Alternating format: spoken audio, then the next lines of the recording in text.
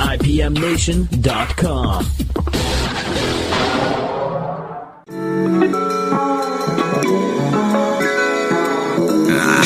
Living in a city, when you're in it, watch the people walk by. And if you listen real close, you can hear them talk about their lives. And some hate it, some love it, some are felt, some are just tired.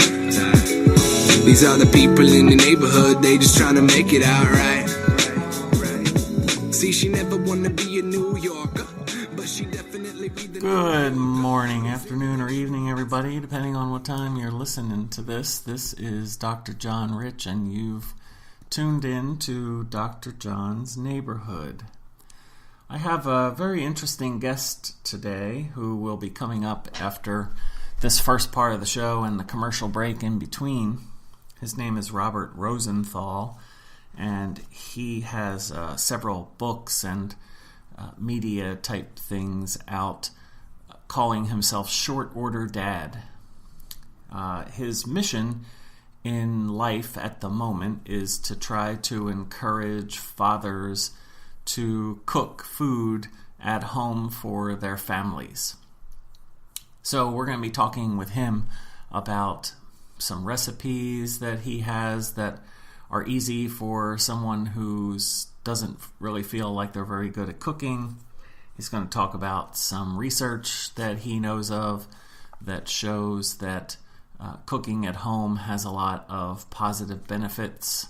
And so I want to take a little bit of time here at the front of the show to talk about some of those things myself. In late April or early May, I'm expecting a book to be released, my own book, which is tentatively titled Parenting on Purpose. We're not sure whether that's going to be the name of it by the time we get through the editing process, but one of the chapters in that book is going to be about eating healthfully in the home and raising children who make healthy food choices. There's also a part of the chapter where I talk about having grown up on welfare and taking a look at the welfare budget that somebody would currently have today.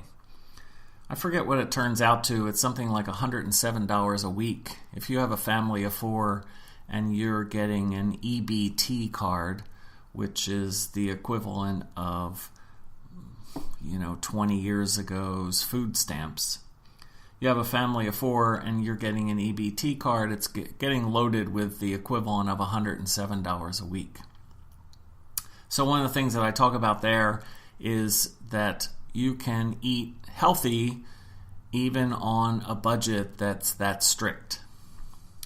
I remember not too long ago having a conversation with a couple people about why we thought it was that poor people tend to have worse diets than people who are higher up on the economic spectrum. And somebody, and I agreed, had the perspective that eating healthfully was more expensive than eating unhealthfully. I mean, after all, you can go to McDonald's and spend $4 or $5 and get yourself a meal. So, seems like that would be a lot cheaper than buying produce. Produce, my God, is getting really expensive. Apples are $2.50 a pound here, and I'll bet you it's a lot more in other areas like New York City. It's probably twice that. So, $5 for a dinner seems like it's pretty cheap, even if it's not healthy. But let's take a look at that for a second. So if you're paying $5 for a dinner, but you have a family of four, then that means that you're paying $20 for that one meal for your family of four. So if you're on a budget, not that the EBT card could even be used at McDonald's, but if you're on a budget of $107 a week, you're going to use that up in one meal for your family at McDonald's, plus one sneak attack meal that you get for yourself in the middle of the day. All of a sudden you're out of money. So what I'm doing in that book, and I hope it's helpful to people, is as a result of growing up the way that I did, I became highly sensitive to money issues and looking for sales. If you've listened to some earlier shows, you've heard some things that I've had to say about money and how to save and how to budget and things like that. So in the chapter, I actually take a walk through my own supermarket and find sales and give suggestions for how you can spend $107 in a week and put together an entire meal plan. I think I actually put together 21 meals, so 7 days a week times 3 meals in the day, 21 meals for a family of 4, and I only spent about $90, which gave a person room to even buy some desserts for their family. So, check out that book if you're interested in being on the early list for the book, which would get you a discount. You can email me at info@drjohnrich.com.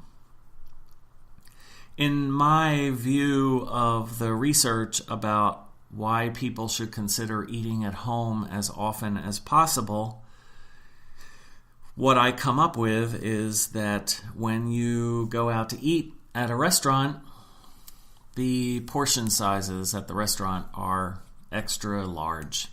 They're larger than we need to feel full. In fact, a lot of times my wife and I will go and order one entree off of the menu and split it. And I'm a big guy. I'm weighing about 230 some pounds at this point. And she and I end up feeling full even though we've only shared one meal. And the other issue about the restaurant meals is that they tend to go along with certain types of drinks. Your children, if you take them to a restaurant, are going to want soda. You're going to want some kind of alcoholic beverage to go along with it. And so there are calories and sugar and substances that go along with the food. Not to mention that if you ask somebody who works in a restaurant how those meals are prepared, they're not prepared with an eye toward healthy eating. They're prepared to with an eye toward making the customer feel like what they're eating is delicious so that they come back. And how do you make anything delicious? You do what my mom always said, which was add more butter. So a lot of those things in restaurants are cooked with a tremendous amount of butter. The restaurants give you more food, they give you more unhealthy food, and they often encourage soft drinks and other types of desserts that you might not eat if you cook at home. If you cook at home, the research shows that the majority of people end up cooking foods that are a lot more basic. What does it mean by basic? Well, basic in the research means that the foods are closer to the way that they originally appeared in nature. There's not as many processed foods going on. You've got typically like a meat and then a starch and then some kind of vegetable. And when you look at the meat and the starch and the vegetable, you can recognize what you're looking at instead of eating something and saying, well, this is really tasty. I wonder what's in it. I know I've had those kinds of thoughts myself about certain things.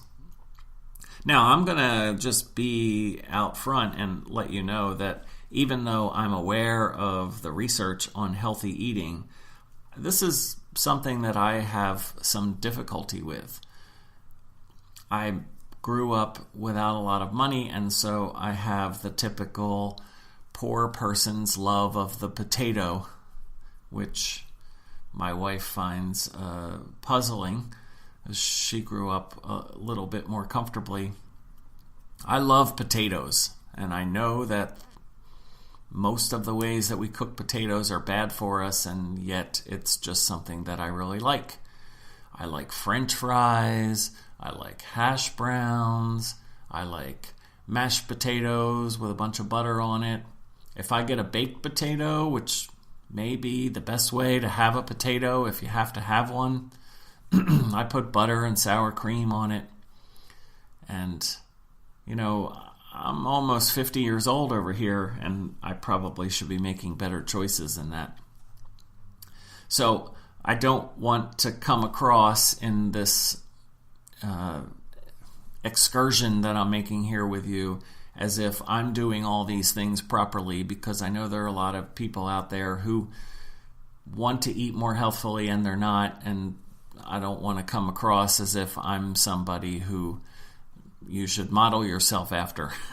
In fact, I'm grateful that I'm married to my wife, because she has some pretty good self-control when it comes to food, and she has helped all of us eat better. Since she does more of the cooking than I do, when she cooks, she makes things that are healthy. And when I cook, she tends to want me to make things that are healthier than they would be compared to what I make when she's out of town. If she goes out of town, the stuff that I make tends to be more prepared, easier to make, and therefore probably more processed.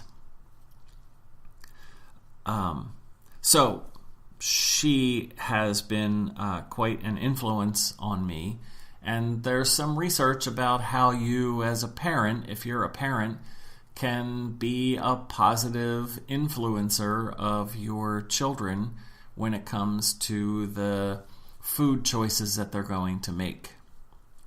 And you're thinking to yourself, well, what food choices are my children going to make? Well, if they go to a school like my children do, where the lunches are available for everybody for free, or for a reduced rate, and they eat lunch there, my children tell me that every day they get a choice between different alternatives. They usually get to pick like a wrinkly hot dog with some applesauce. That might be a choice.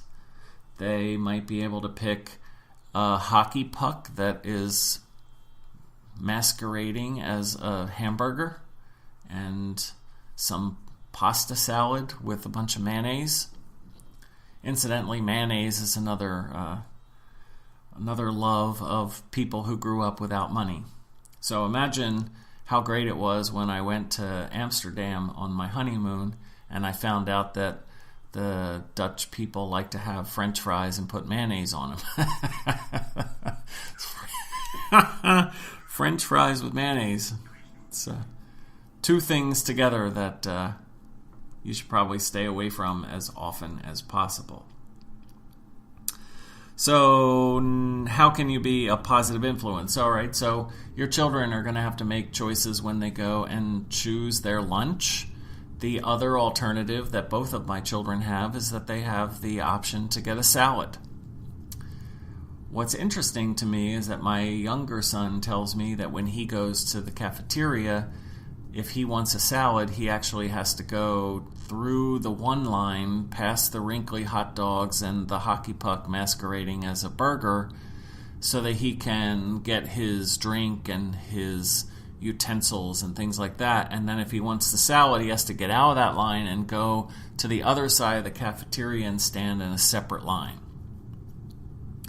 So we know as psychologists that the harder you make something for somebody, the fewer people are going to take advantage of it.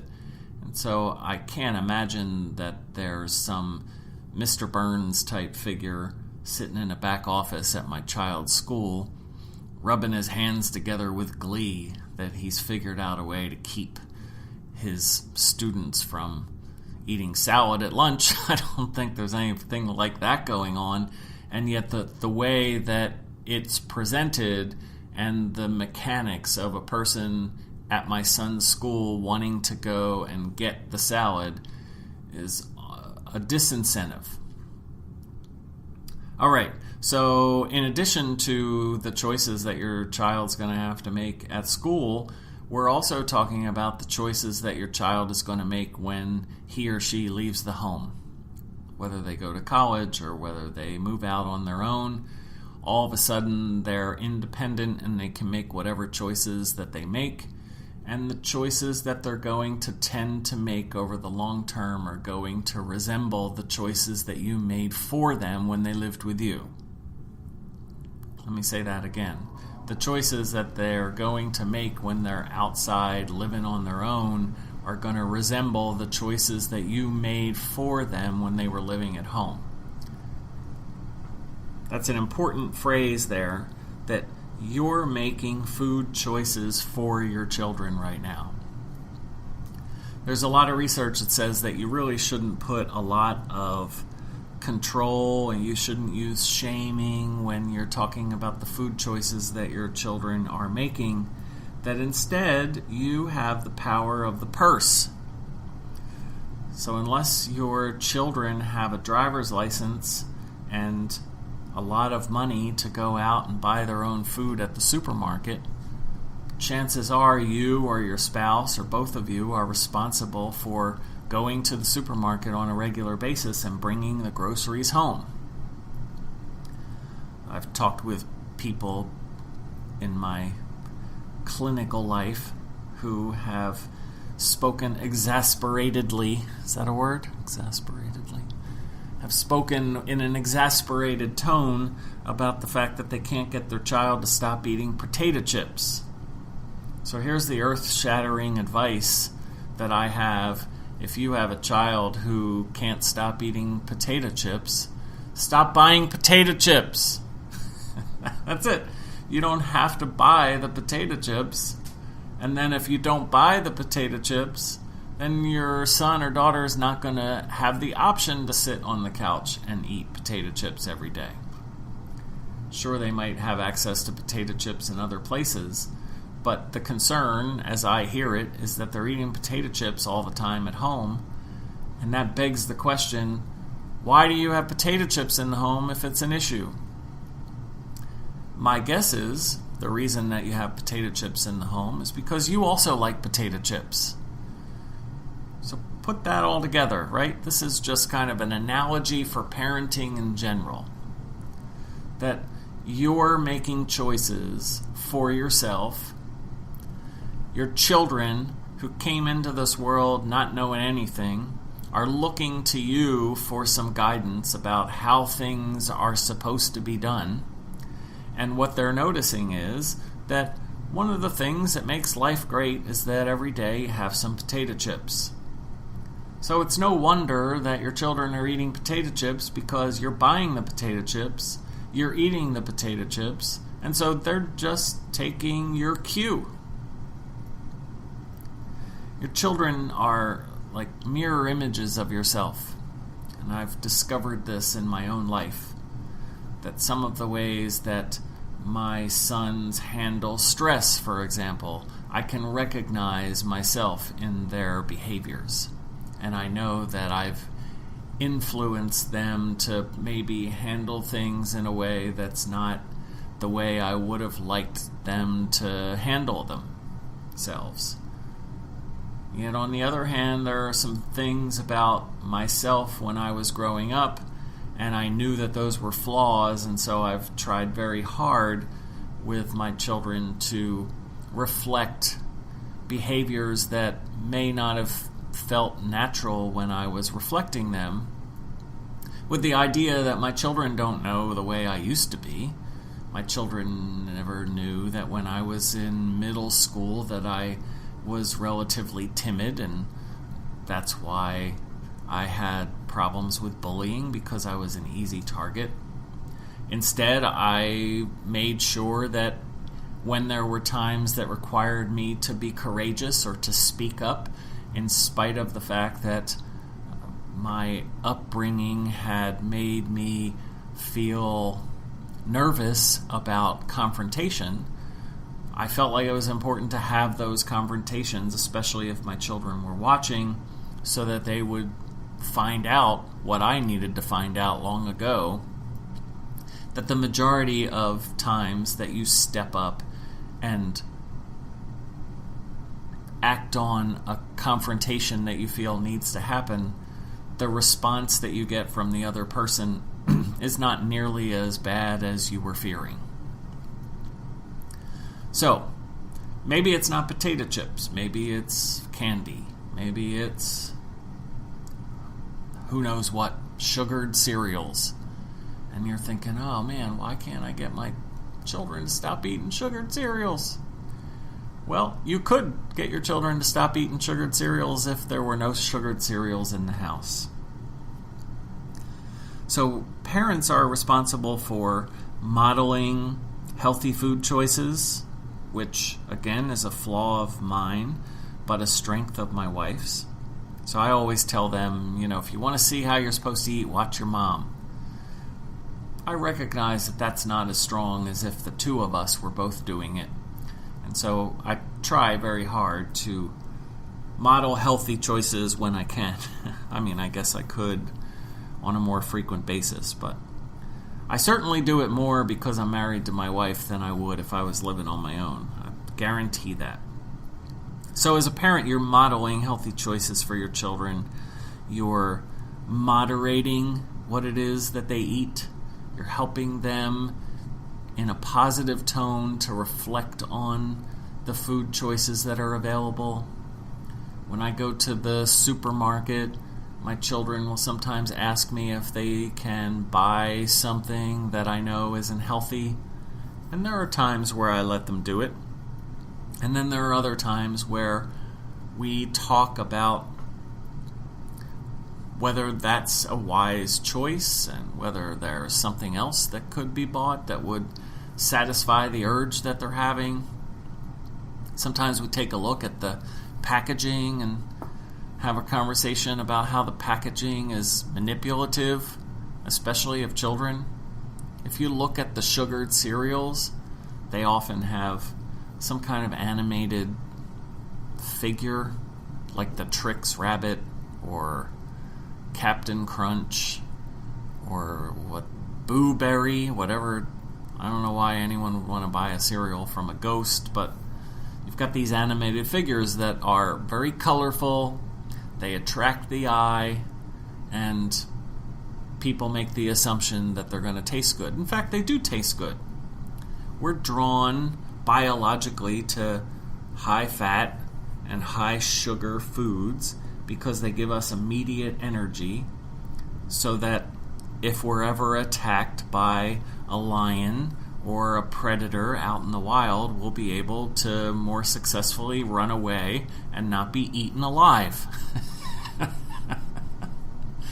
So if that's a concern of yours, if you're a listener and your living situation is such that you have a daily fear of being eaten alive by another animal, then I'm going to give you permission right here to continue to buy what researchers call high-energy foods.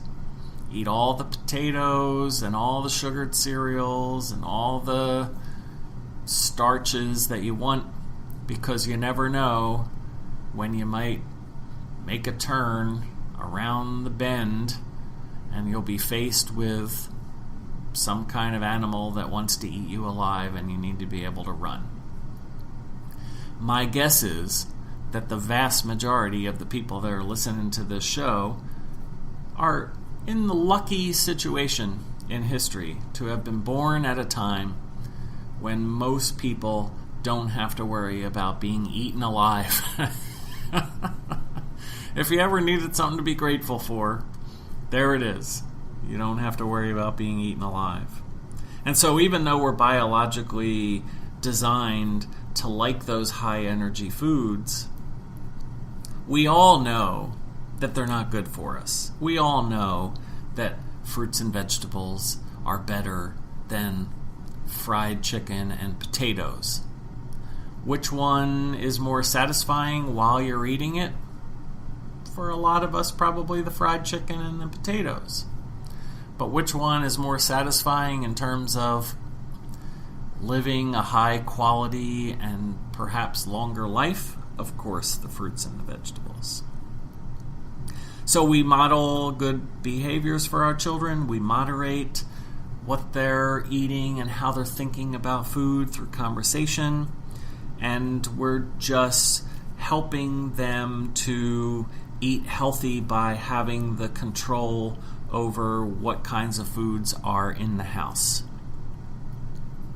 So that talking and then the availability of the foods that are provided for our child is the way that parents can help in a soft, non-controlling, non-guilt-inducing, non-shameful way.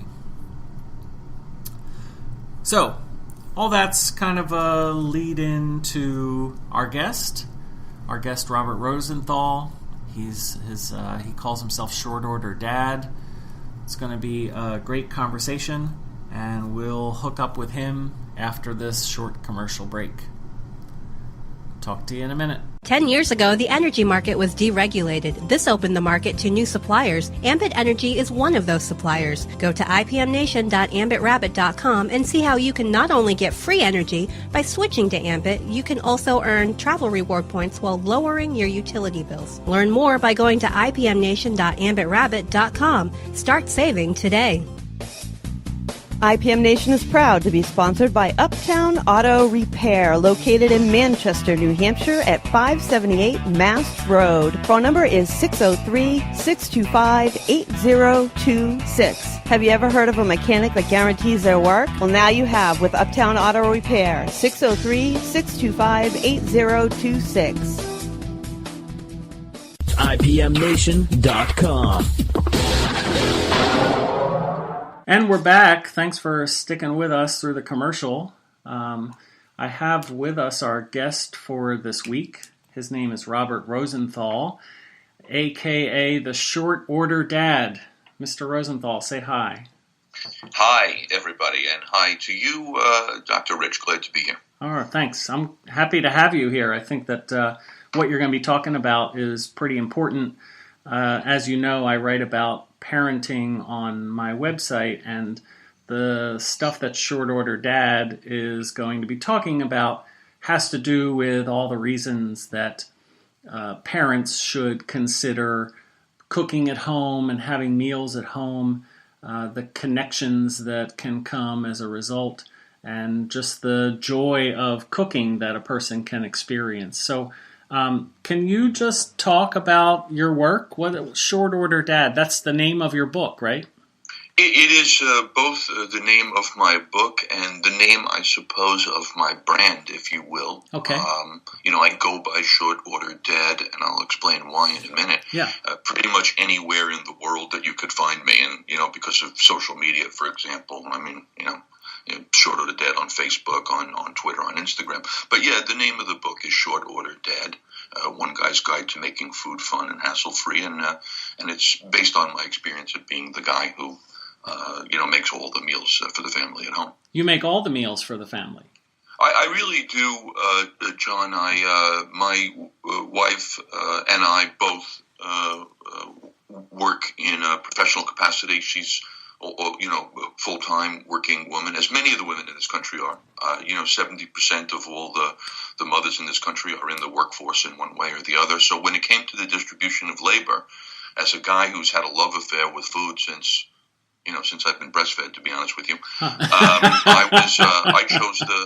chose the food and the cooking, and so in so doing, I should point out, as the father of two daughters who are, needless to say, perfect human specimens. Uh-huh. When it came to kind of making them breakfast, it turns out that they were decidedly a pain in the butt because they never wanted the same thing, and so I ended up each day, making one scrambled eggs and one egg whites and one wanted dry toast and the other.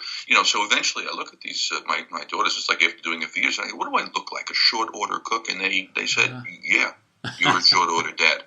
And hence the name was born. Yeah. And did you ever work in a professional capacity as a chef or anything like that? John, what I did while I was in the international advertising business during the day, at night, I did two things to as creative outlets, if you will. I did stand-up comedy here in New York City, and I also went, when I stopped with the stand-up, to have children, by the way, I went and earned a professional culinary degree at the Institute of Culinary Education, so that I have, even though I've never worked in a restaurant per se, I have a professional culinary degree. How about that? And so when you were doing stand-up, which is fascinating to me, if I were funny, I would pursue it myself. It is the normal prerequisite to doing that's usually one of the characteristics. So when you were doing stand-up, was that in the back of your head as some kind of goal or dream that you had, was to eventually get some kind of training in being a cook or a chef? Sorry. Well, when I was doing stand-up, I was doing it because I had envisioned exactly using comedy in whatever I was going to end up doing, right? Uh-huh. When I went to professional cooking school at night, it was for the same reason. I wanted at some point to do exactly what I do right now, which is to combine my experience of international marketing and branding for very big, well-known global brands, which I had done for like 20 or 25 years, together with comedy, presentation, and then together with food. So I literally am at the triangle of kind of like food and funny together with experience in terms of presenting creative ideas. That's what I do. So food is funny, would you say? You found it's not funny. Food's not funny. However, right. Food's not funny, but it can be. As I like to say, a lot of people make food. I like to make fun of it. Okay. The only things I can come up with are, food items that look like penises. That's about as far as I would be able to go. I mean, look, that's why you did not go into stand-up. But no, food is funny for me because we at this point, as a culture, we take it a little bit, too seriously. Mm-hmm. So, my job is to try to kind of lighten it up a little bit, if you will, make it fun. All right, great. So we were talking before the show, and I mentioned at the top of the half hour the connection between food and parenting. You said that was basically, that's the reason that you and I got together and decided to do the interview. So what is the connection for you between cooking at home, eating meals at home, and positive parenting? You were talking about that. Yeah, it's interesting in this way. I didn't know about all the available kind of research or thinking about home-cooked meals or time spent with the family together at dinner table. I mean, I just did it because it felt I liked doing it. I liked feeding my family. It felt good, and the time that we spent together at a table was kind of a ritual.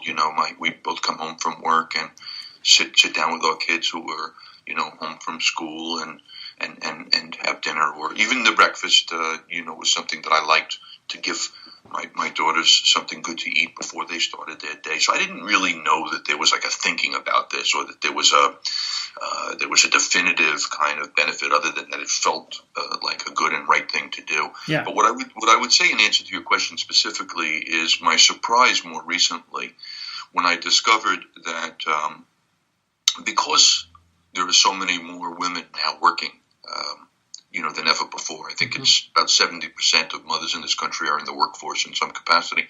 It turns out that we're actually cooking less. You know what I mean? Yeah. I guess the surprise for me, Doctor, is this, that we seem to be, on the one hand, obsessed with food in this country. That, we could watch it on multiple stations 24 hours a day, and we could read about it online, magazines, and we post pictures on Instagram of every meal that we're eating. We review restaurants on Yelp and TripAdvisor, and yet at the same time, we're actually, the only thing we don't do is cook it as much. We cook less than any other industrialized nation on earth.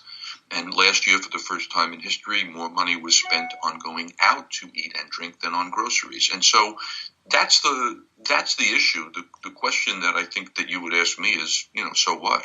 Right. So what? Well, so thank you. Look how beautifully we work together. Yeah. I would say the so what is that that's all to the detriment of our children. Uh-huh. And I say that not as an opinion. I say that as a matter of fact. So give us some thoughts from research, for example. Let's be scientific about it. What does research say about the fact that we're cooking less and eating together less? How does that impact our children? Well, let me throw this at you. The Stanford University does a study. It turns out that 20% of all American meals are eaten in the car.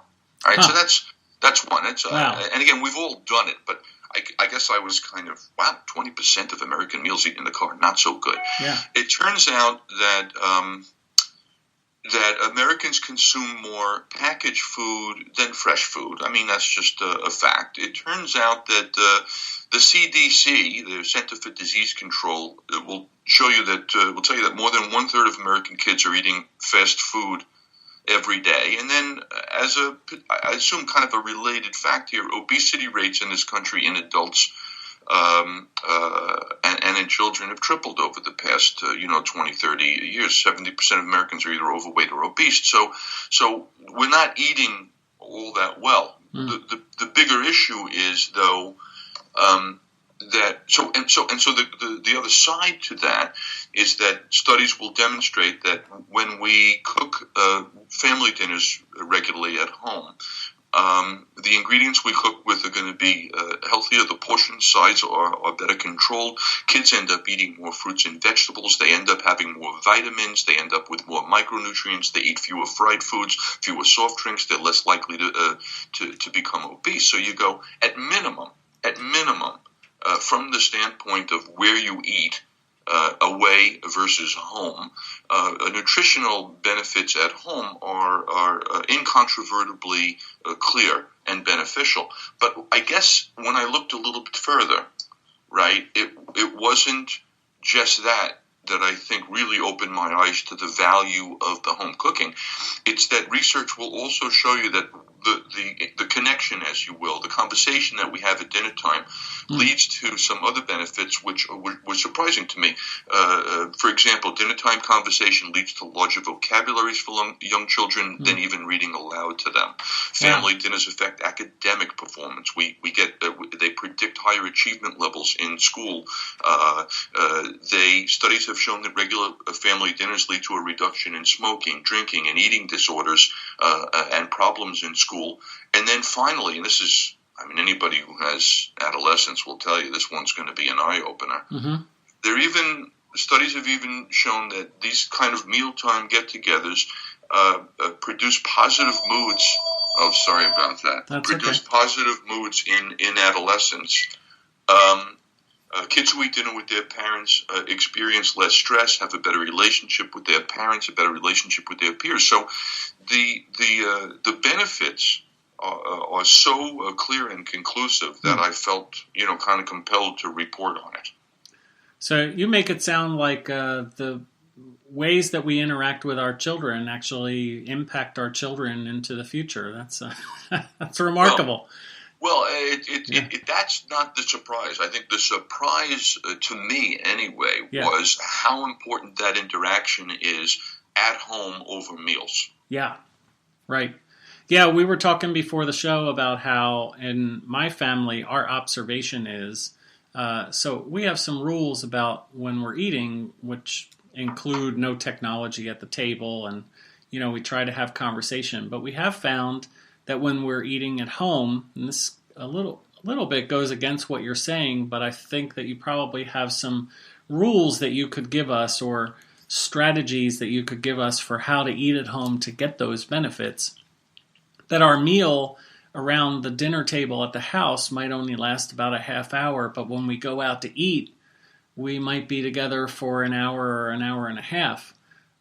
It almost feels like we're getting more conversation and more quality time out at the restaurant than we are at the house. So if you had some thoughts to give us about how to structure the family mealtime at the home dinner table, or I'm not sure what words to use to describe it, but what kinds of things might you suggest for how to take advantage of those times? In this case, I would say, I'm not. It's not, to me. It's not about kind of rules. I mean, I'm with you that you want to limit the technology. I find that if you're going to be with people at dinner table, your family especially, you got to get rid of the phones. I mean, that kind of goes without saying. Yeah. I don't want to be an old grouch about it, but the time at the table should be time that you spend enjoying a meal together and being with each other. I don't think I have a lot of rules, John. I feel like the time together speaks for itself. I think the technology obviously is out, and I'm not against going out to a restaurant. I mean, we all do that, and we love that. Yeah. But I don't know if you're going to do that 5 or 6 nights a week. No. You have an opportunity, however, 5 or 6 nights a week to eat at home, and even if it is a half an hour or an hour, that's concentrated time. Focused time. You go out to a restaurant, there's a lot going on, and there's menus being passed around, and there's waiters and waitresses, and there's 13 other tables. It's not exactly. I mean, it's great to have the hour and a half together and do that. But I'm talking about the other 10, 12 meal opportunities at home, whether it be breakfast or dinner. Yeah. Without technology, where you have the opportunity to share something. And I think generally, I'm all about sharing something that you've actually kind of put together yourself. So, that's where I come from. It's not about like rules and structure. It's about understanding that it's easy and fun to put something on the table that you've made. It's going to be healthier and fresher. And I think what it allows for in the privacy of your own home is an opportunity to really, be engaged and connected to the people that are most important to you in your life. Yeah. And an experience that I had actually just yesterday is I decided to do a little bit of food prep.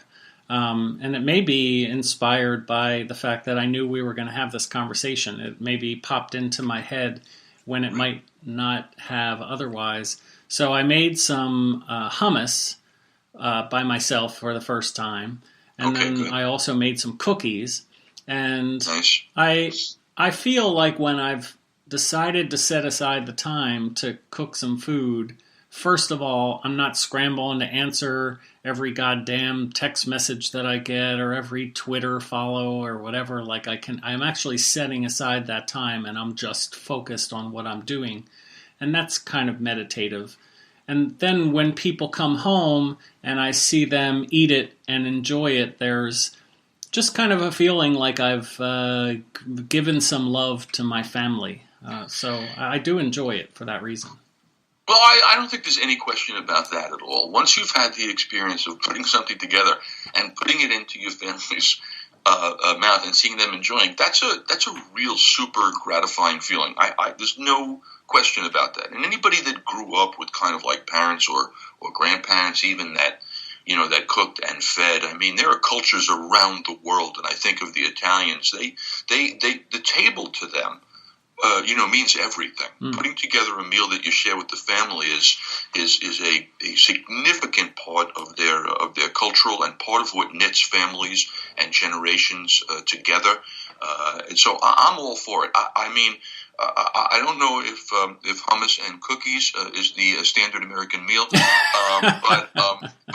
I appreciate that you made the effort, because even in that little exercise that you did, a couple of things stand out for me. One, that you went into the kitchen, that you were able to make something, that it was focused time for you, that you were undistracted by all the other things that generally happen, that you were able to do it, and then you were able to see the result of it, which is people enjoying it. I mean, that's a lot of good stuff happening out of that experience. Yeah. The only thing I would say to you is that I wrote a book because I think a lot of it's not a gender thing. I wrote it as a father that does the cooking to kind of help theoretically other fathers. I mean, my book is just as valid for a teen girl as it is for a kid in school or a grandfather or a mother. I mean, learning how to cook is a skill that you can teach, to anybody, but I wrote it from my perspective to encourage other people, dads like yourself, like me, to get into the kitchen because it's easy and it's fun and it's creative, and then there's all the gratification and benefits that come with it. Yeah. Well, that reminds me of, I have a memory from my own childhood. My mother was still is a terrific baker. She's really good at the cakes and the pies and all that kind of thing. And that's kind of a role that I have here in my family, where a lot of the stuff that I make is on the sweet side. And I do like doing that. But I remember as a child a couple times where my mother pulled me aside and she was making something and she said, "Hey, come here, let me show you how I do this." And my response was, "I don't want to learn how to do that. That's women's work. Women are the ones that are supposed to do the cooking." Now, I don't necessarily agree with that anymore, but it occurs to me that there might be some men out there who are resistant to the idea of doing the cooking because of this stereotype that we still have held over from the 50s or however far back you want to take it. Any thoughts about that? Yeah, I think obviously it's an old-fashioned notion, but I think you're not mistaken that the attitude comes from generations past, and it wouldn't surprise me if there was still some men who see, that a woman's place in the kitchen. I don't agree. I think things have changed. I mean, my parents also both worked. My father was completely inept in the kitchen, and my mother, even though she worked, did some cooking. Also, not very good. We used to say about her, nobody baked a better potato.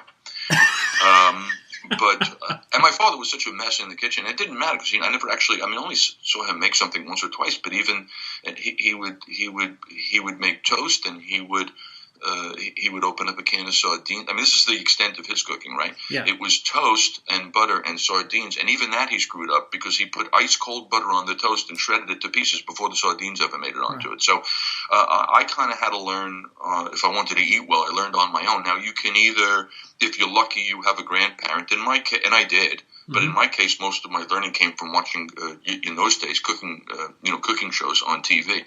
But the notion that this is a woman's job is kind of obsolete and silly these days. It's more of an attitude that you would expect from, kind of dinosaurs. We live at a different time now. There's women are working, and you look around. Frankly, the world of kind of chefdom, you see a disproportionate share, in fact, of men in the kitchens around the world. So, there you go. Yeah, and I was thinking about, do you like Anthony Bourdain and the shows that he does where he goes to other countries and states? I like Anthony Bourdain a lot. Yeah. And he comes from. He's interesting to watch for me. I like his movement around the world, obviously, but Anthony Bourdain is a guy that came out of a kitchen. He was a professional chef. Right. Yeah, and in addition, I feel like these shows are quite sociological, and there's so much learning to be had just by watching him eat around the table with people, especially when it's in another person's home. Yeah, I couldn't agree more. So much of you're right. You're right. So much of what kind of what ends up, being the storyline, is related to the importance of sharing food together. Yeah. So that's great. I tell you what, my problem, though, now that you raised it with food television these days, is it used to be, when I was younger and I was watching people cook on television, they were actually cooking. Literally, they would stand in the kitchen and they would put ingredients together and they would show how to make it. And some of them were instructive, some of them were fun, but it was good to watch. That's changed. If you think about what's happening in food television these days, for the most part, especially in prime time, it's dominated by competition shows. You know what I mean? So It's like Chopped and Ready Set and MasterChef. And MasterChef, all these shows, And if you think about it, and you don't have to think that hard. I mean, every time I turn on the TV at night and there's a cooking show on, all I hear is 5, 4, 3, 2, 1, pushing knives down. Everything has become so competitive that cooking looks stressful. Cooking looks like difficult, and it's done under the challenge of a clock and people watching and people judging, and how is it? Right. And it's really in a way it makes cooking seem terrible and intimidating, and it doesn't have to be. I mean, cooking doesn't have to be competitive, and it doesn't have to be done against a stopwatch, and it doesn't have to be a world-class meal.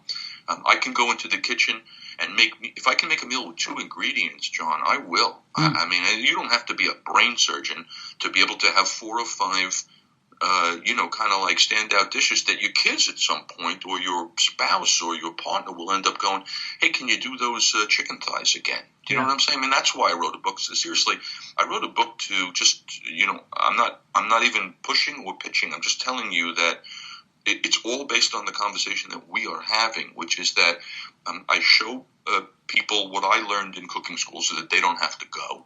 And then I offer up 100 recipes, 95 of which are probably use 5 ingredients or less. I mean, it's not complicated to put great food on the table, even amongst the people who I call pan-fry phobic and generally incompetent and not confident about being in the kitchen. I can easily show you how to put some meals together that will please the heck out of you and your family. It's a great lead-in. We actually only have about 5 minutes left, and I know that one of the things that I wanted to do was try to address a man out there who might be listening to this and thinking, hey, I'd like to try doing some cooking, but their self-esteem about their cooking is limited to putting waffles in the toaster or taking a meal and putting it in the microwave. So could you give us an idea for a recipe that anybody, even at the beginner level, would be able to take on, succeed at, and have people, really enjoy it around the table?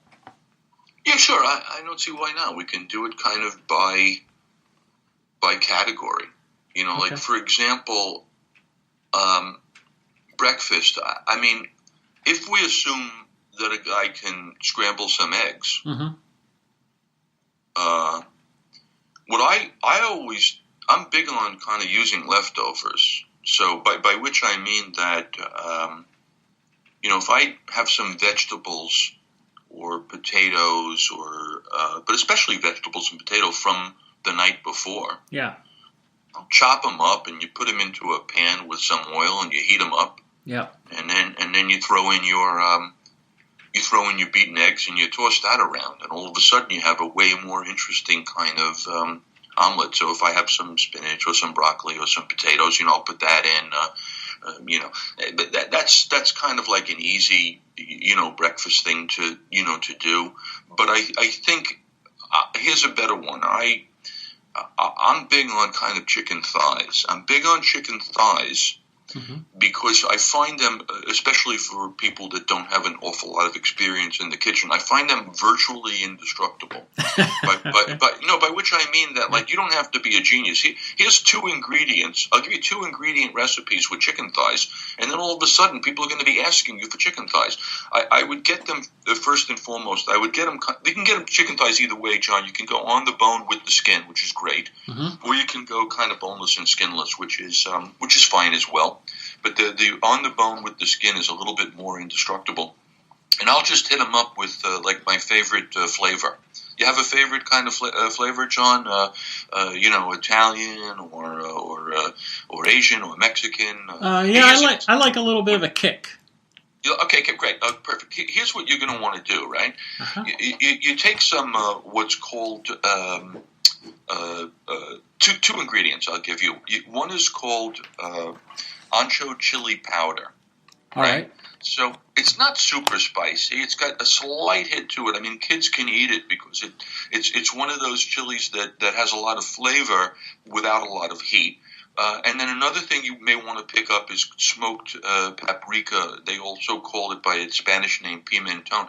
All I do is you drop on a chicken breast some both sides of the chicken breast. You drop on some salt. You put on a little bit of your ancho chili powder. You take a little bit of your smoked paprika, right? And you throw it on an oven. You throw it on a pan. You put it in the oven on super high heat, And I always tell people I put it on high enough heat until the smoke alarm goes off. And then I would flip them over and kind of turn the heat to much lower and let them sit in there for about, 40 to 50 minutes. You actually will be able to look at them for the most part.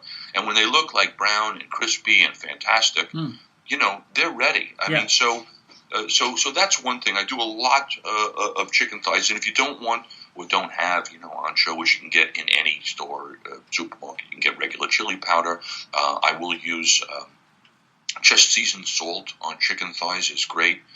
They come out, crispy and juicy and flavory and flavorful. I have used what they call herbes de Provence, which is a mix. Anytime you can get a mix of herbs and spices, it's an easy way to add a lot of flavor to to food. Here's another one for you, by the way, that's healthy and easy. All right.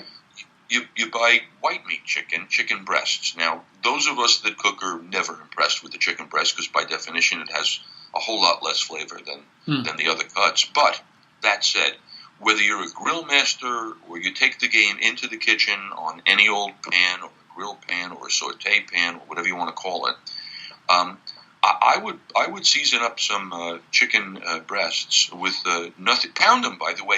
If you pound them down a little bit, they cook faster, and more surface area is kind of good. It gets you a little bit more color on them and flavor.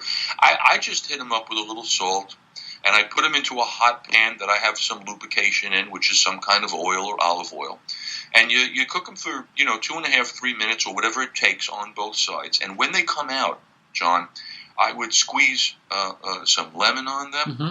I would top them with a little bit of olive oil, and you're basically, good to go. I mean, that's just beautiful, clean, delicious type of food. You want to be more exotic about it, you can always take out chicken breasts from your grill pan and grate on some fresh Parmesan Reggiano cheese or any other kind of cheese would be with a lot of flavor is good. So those are all easy ways to make kind of good food at home. Chicken wings, by the way, I do the same thing. You hit them up with one flavor or two that you like in terms of seasoned salt or flavorings. Throw those in the oven for 45 minutes until they look crispy and brown and delicious. People love those. Yeah. In the context of what we were just talking about, it really hadn't occurred to me until now that another consequence of the cooking shows is that it makes it seem like you have to worry about the plating and drizzling things on the edge, and you have to make it super complicated or whatever. But, you're not trying to win an award. You're trying to feed your family and provide a context for making connections. I'll be the first to tell you, I could care less what it looks like if it tastes good. I mean, given the choice, you know what I mean? I mean, there's a thing you learn in cooking school, which is like, you eat first with your eyes. Look, I'm all for it, but I'm not a plater. I mean, honestly, if you get me a great piece of chicken, then you can throw some red and green peppers on the plate to make it look pretty, or a piece of lemon, so all of a sudden there's a lot of colors. Look, colorful food is always going to be more healthy. Right, if you think about it, all your fruits and your vegetables have great color. But no, I don't care about the plating. I care about it tasting good. It's great. It's great. Well, unfortunately, we have to wrap it up. I have a feeling we could probably keep talking about this. It's amazing the connection between just the simple survival requirement that we eat food and all the psychological benefits that our children can get from it. But I thank you for the work that you're doing out there. Can you tell us, just remind us again, where do we find your book? What's it called? Do you have a website? Anything you want to say so that people who want to follow up and learn more about you can do so? Yeah, even if you don't want to learn more about me, but you want to learn more about how to put some decent food on the table, there's a couple of ways you can do it. I'm short order dad pretty much everywhere you look, John, which is to say, Facebook, Twitter, Instagram. My website is shortorderdad.com, and I will offer up anybody who wants. You can go onto the website. There's a page that's like Ask Rob. And so literally people will ask me questions about cooking, including that some have even put it on video, and I answer on video. So that's available at shortorderdad.com. And my book is Short Order Dad, One Guy's Guide to Making Food Fun and Hassle-Free, pretty much available everywhere online that books are sold, from Amazon to Barnes & Noble's, Walmart, blah, blah, blah. So you can find it there. And I'm happy to answer questions, and I'm happy to help people that want to have some fun in the kitchen and make some food for the family. It's all good. Great. Well, Short Order Dad, Mr. Rosenthal, I'm real happy that you gave us this time, and you're helping the show out and helping the listeners and helping the children who are going to be the beneficiaries. My pleasure, Dr. Rich, and there you go. Keep up with the hummus and the cookies. Yeah, you didn't mention that as one of the key meals that a person should make, hummus and cookies. Yeah. Hey, listen, if it works for you, it's fine for me. Yeah, well, they weren't on the same plate. But anyway, I'm grateful for your time. Thanks very much. My pleasure. Thank you. All right, I'll talk to everybody next week. Bye.